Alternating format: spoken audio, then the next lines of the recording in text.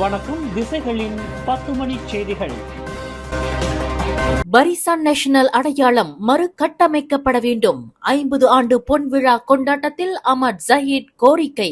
நாட்டின் மூத்த அரசியல் கூட்டணி கட்சியான பரிசான் நேஷனலின் அடையாளம் மறுகட்டமைக்கப்பட வேண்டும் என்று அதன் தலைவர் டத்துஸ்ரீ அமர் ஜஹீத் அமிடி கேட்டுக் கொண்டுள்ளார். மக்களின் அபரிமித ஆதரவுடன் மீண்டும் முழு பலத்துடன் ஒரு வலுவான கூட்டணியாக பரிசான் நேஷனல் எழுச்சி பெறுவதற்கு அதன் வலிமை மறுசீரமைக்கப்பட வேண்டும் என்று அமர் ஜஹீத் கேட்டுக்கொண்டார். கோலாலம்பூர் உலக வாணிப மையத்தின் மர்டேக்கா அரங்கில் இன்று நடைபெற்ற பரிசான் நேஷனல் பொன்விழா கொண்டாட்ட நிகழ்ச்சியில் அமர் ஜஹீத் தமது பிரதான உரையில் மேற்கண்ட அறைகூவலை விடுத்தார்.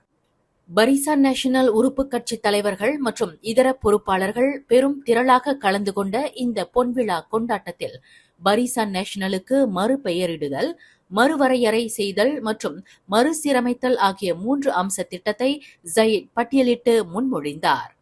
பரிசான் நேஷனலுக்கு மறுபெயரிடுதல் என்பது தற்போதைய சவால்களுக்கு ஏற்ப தேவையான மாற்றத்தை பிரதிபலிக்க வேண்டும் என்று ஜயீத் கேட்டுக் கொண்டார். மலேசிய அரசியல் வானில் முழு பலத்துடனும் எழுச்சியுடனும் காலத்தின் அடையாளமாக அதன் தேவைகளுக்கு ஏற்ப பரிசான் நேஷனல் பிம்பம் பிரதிபலிக்க வேண்டும். மக்களின் அபரிமித ஆதரவை மீண்டும் பெற வேண்டும்.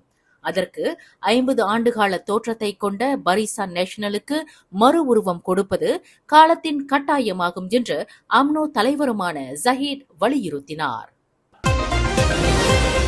தமது 6 ஆண்டுகால சிறை தண்டனையை அனுபவித்து வரும் முன்னாள் பிரதமர் டத்துஸ்ரீ நஜீப் விவகாரத்தில் நம்பிக்கை ஒளி தென்பட தொடங்கியிருப்பதாக அம்னோ தலைவர் டத்துஸ்ரீ அமர் ஜயீத் அமிடி குறிப்பிட்டுள்ளார்.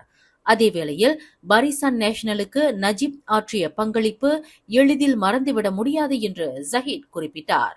இன்று பரிசான் நேஷனலின் 50ஆம் ஆண்டு பொன்விழா கொண்டாட்ட நிகழ்வில் உரையாற்றுகையில் அதன் தலைவருமான அமர் ஜஹீத் இதனை தெரிவித்தார். பாஸ்கு விவகாரத்தில் தற்போது பெரும் நம்பிக்கை ஏற்பட்டுள்ளதாக ஜஹீத் குறிப்பிட்டார்.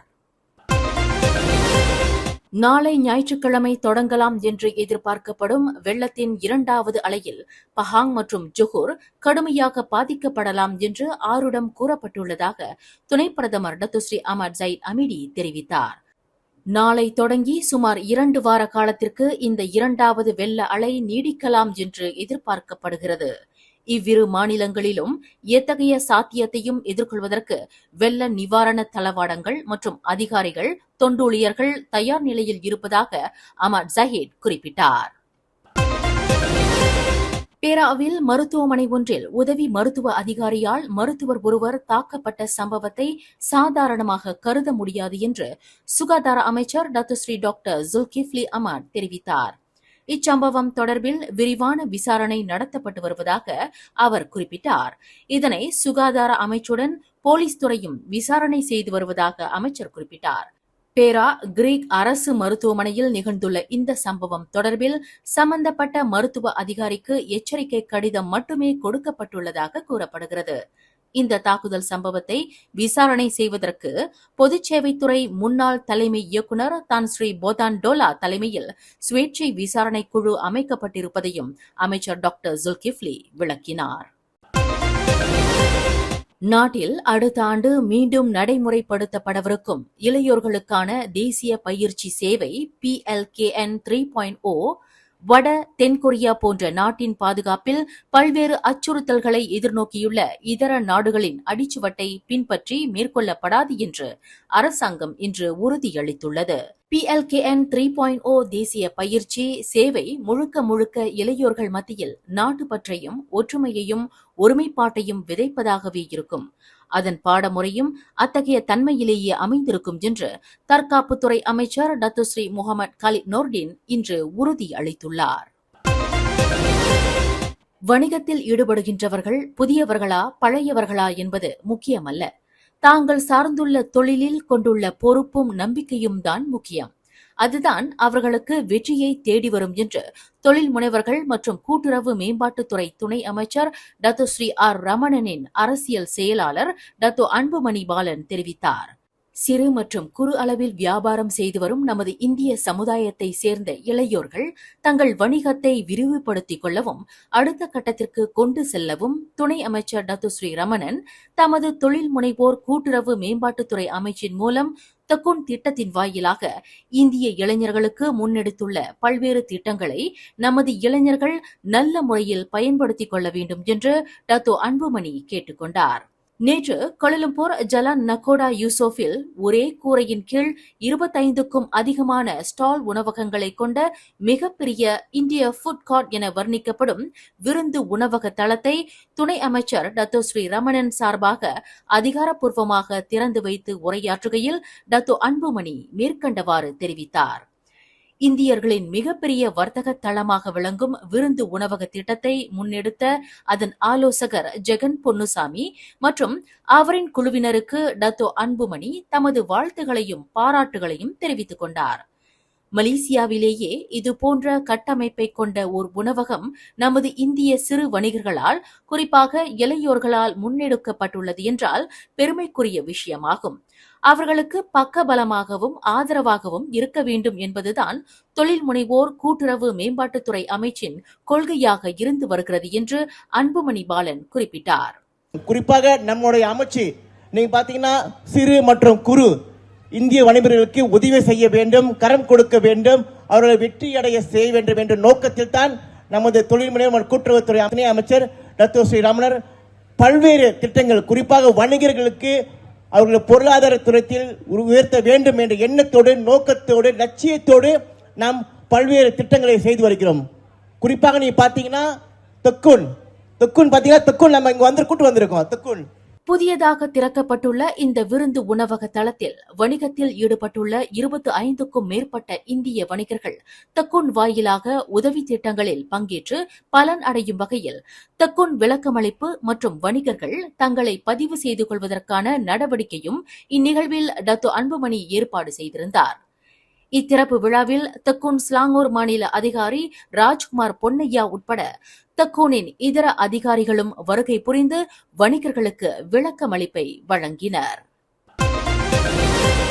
கோலாலம்பூர் ஜலான் புடுவில் நேற்றிரவு நிகழ்ந்த தீ விபத்தில் அலங்கார மீன்கள் விற்பனை கடை அழிந்தது. இந்த தீ விபத்து குறித்து இரவு 9:38 மணியளவில் தாங்கள் அவசர அழைப்பை பெற்றதாக தீயணைப்பு படையின் உதவி கொமாண்டர் ஜலேத்துல் அஸ்மீர் அப்துல்லா தெரிவித்தார். ஜலன் ஹங்துவா, ஜலன் துன் ரசாக் ஆகிய நிலையங்களைச் சேர்ந்த 32 வீரர்கள் தீயை அணைப்பதில் கடுமையாக போராடியதாக அவர் குறிப்பிட்டார். தீ நாலாபுரமும் கொழுந்து விட்டு எரிந்ததால் தீ மற்ற கடைகளுக்கு பரவாமல் தடுப்பதில் வீரர்கள் தீவிர கவனம் செலுத்தினர். இவ்விபத்தில் அந்த அலங்கார மீன்கள் விற்பனை கடை 100 விழுக்காடு அழிந்ததாக அவர் குறிப்பிட்டார். 2025ஆம் ஆண்டில் ஆசியான் தலைவர் பதவியை வகிக்கும் காலகட்டத்தில் மலேசியா ஆசியான் அமைப்பு மற்றும் இதர பொருளாதார நாடுகளுக்கு இடையே வர்த்தகம் மற்றும் முதலீட்டை அதிகரிப்பதில் தீவிர கவனம் செலுத்தும் என்று பிரதமர் டத்தோஸ்ரீ அன்வார் இப்ராஹிம் கூறினார். தனக்கு வழங்கப்பட்ட தவணை காலத்தின் போது ஆசியான் பொருளாதார ஒத்துழைப்பு வலுப்படுத்தப்படும் என்பதுடன் நீடித்த வளர்ச்சி மற்றும் மேம்பாட்டை உறுதி செய்யும் நடவடிக்கைகளுக்கும் அது முன்னுரிமை அளிக்கும் என்று பிரதமர் குறிப்பிட்டார். உலக வர்த்தக அமைப்பான WTOவின் நிர்வாக இயக்குநர் டாக்டர் கோசி ஒகோஞ்சோ இவேலாவை நேற்று கோலாலம்பூரில் சந்தித்த பின்னர் தனது எக்ஸ் தளத்தில் வெளியிட்ட பதிவொன்றில் நிதி அமைச்சருமான அன்வார் இவ்வாறு கூறினார். ஜொஹூரில் லிட்டில் டாக்கா என்று வர்ணிக்கப்படும் வங்காளதேசிகளின் ஆக்கிரமிப்புக்கு உரிய வர்த்தக பகுதியில் குடிநுழைவுத் துறையினர் மேற்கொண்ட சோதனையில் 58 வெளிநாட்டவர்கள் கைது செய்யப்பட்டனர். பத்துபஹாட் மற்றும் சுகாமாட் ஆகிய பகுதிகளில் நடத்தப்பட்ட சோதனையில் இவர்கள் பிடிபட்டனர். கைது செய்யப்பட்டவர்களில் 25 பேர் ஜொஹூர் பாருவில் லிட்டில் டாக்கா என்று வர்ணிக்கப்படும் தமான் தாம்போய் பகுதியில் கைது செய்யப்பட்டனர் என்று ஜொஹூர் மாநில குடிநுழைவு இயக்குநர் ருஸ்டி தாரூஸ் தெரிவித்தார். பிடிப்பட்டவர்களிடம் எந்த ஒரு அடையாள ஆவணமும் இல்லை என்பது சோதனையில் தெரிய வந்துள்ளதாக அவர் குறிப்பிட்டார்.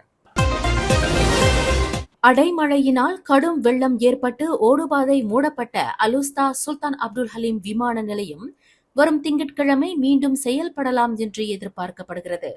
அடைமழையினால் கிடா கொத்தஸ்தா மாவட்டம் வெள்ளத்தினால் கடுமையாக பாதிக்கப்பட்ட நிலையில் அலுஸ்டா விமான நிலையத்தின் ஓடுபாதையில் விமானங்கள் தரையிறங்க முடியாத அளவிற்கு நீர் தேங்கி நின்றது. தற்போது நீர் வடிய தொடங்கியிருப்பதால் சுல்தான் அப்துல் ஹலீம் விமான நிலையம் மீண்டும் செயல்படுவதற்கான நேர்மறைகள் தென்பட்டுள்ளதாக அந்த விமான நிலையத்தின் நிர்வாகி இக்ராம் அலிப் மன்சூர் தெரிவித்தார். மேலும் செய்திகளை தெரிந்து கொள்ள கீழே இருக்கும் பெல் பட்டனை அழுத்துங்கள். உங்கள் மகிழ்ச்சியை வெளிப்படுத்த லைக் மற்றும் ஷேர் செய்யுங்கள். தொடர்ந்து திசைகளோடு இணைந்திருக்க சப்ஸ்கிரைப் செய்யுங்கள்.